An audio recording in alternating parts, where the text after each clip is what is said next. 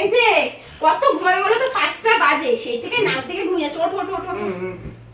দেখো তোমার জন্য কি এনেছি, তোমার ফেভারিট মিষ্টি রস। আমি খাইয়ে দেবো না, তুমি খাবে? রসমালাই। আরে কালকে করেছিলাম না, সেটা তোমার খাওয়া হয়নি, ঠান্ডা হওয়ার জন্য ফ্রিজে রেখেছিলাম। তো আজকে ফ্রিজ থেকে বের করে রেখেছি, তো ভাবলাম তোমাকে তো মিষ্টি খেতে দেওয়া হয় না সুগার হওয়ার পর থেকে, তাই ভালোবেসে তোমার জন্য নিয়ে আসলাম। না এতগুলো আমার জন্য, আমি একা খাবো? তো তোমাকে তো আমি দিই না কখনো মিষ্টি খেতে, আজকে দিয়েছি, খেয়ে নাও না। এত প্রশ্ন কেন করছো? খেয়ে নাও। না তুমি একটু খাও না। আমি খাবো না, আমি খাবো না, তুমি খাবো। এতগুলো আমাকে কেন দিয়েছো? এতগুলো আমি খেতে পারবো?